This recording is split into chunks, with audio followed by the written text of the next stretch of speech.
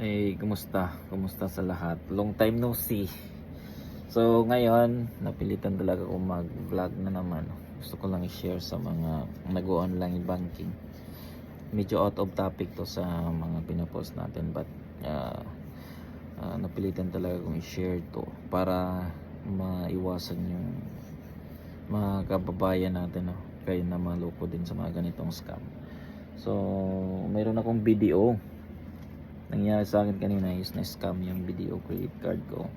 Sana makatulong to sa inyo na wag nang ma-scam. Nangyari kasi yung video credit card ko noon is nakuha ko siya online, na-apply ko siya online, and since by call, tapos umabot yung credit card, then nag-enroll ako ng bank account doon sa online.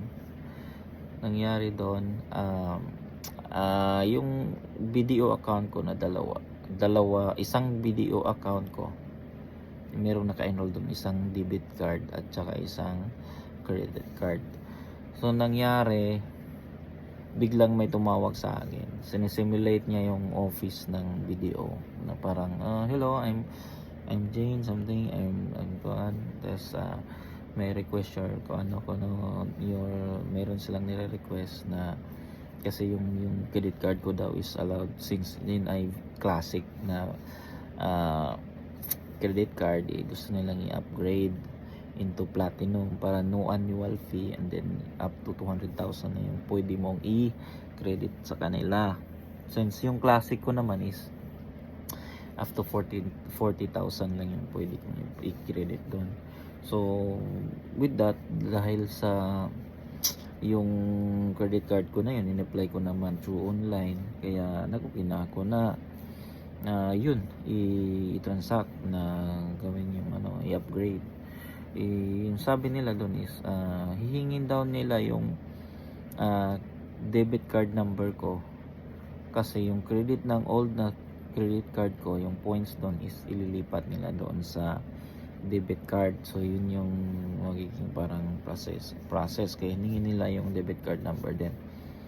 So until then na nahingi na nila yung kasi na ano ko talaga ko kumbaga naniwala ko na yun ay video office talaga, kasi marami sila parang sila sabi niya parang office staff din, and then ipapasa nila sa the other head nila, and then sa isa na namang head yung kakausap sa akin with the same number, yung number 4530 yung last.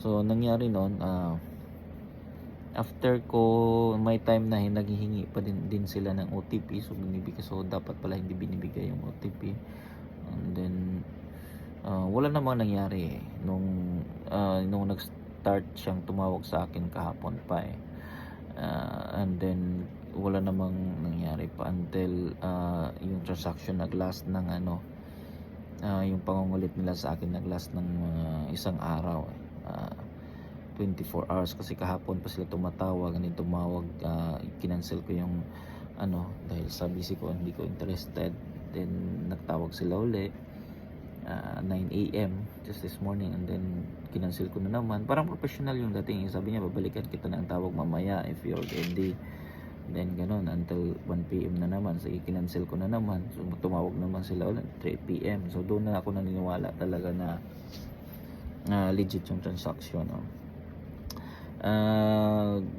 Kaya nung after na yung last na pinagawa nila sa akin, pinasulat pa sila sa akin na ganito daw yung gagawin, i-activate ko daw yung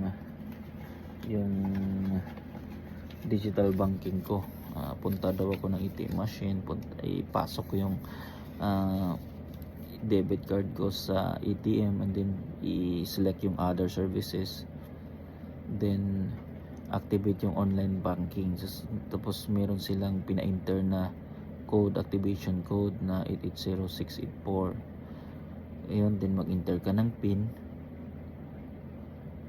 then yun, after 1 hour, yun na daw, matatransact ko na daw, makukuha ko na yung points ko sa online banking ko. Ayun yung nangyari.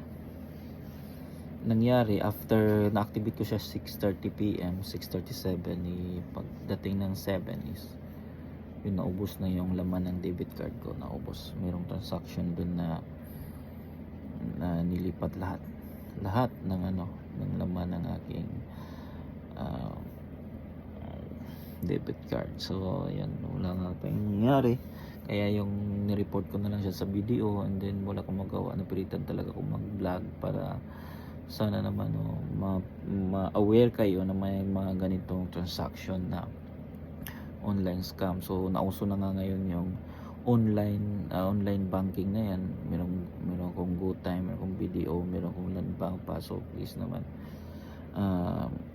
iwasan yung ibigay yung mga confidential numbers na yung OTP, yung birthday ninyo, yung card number, yung account number.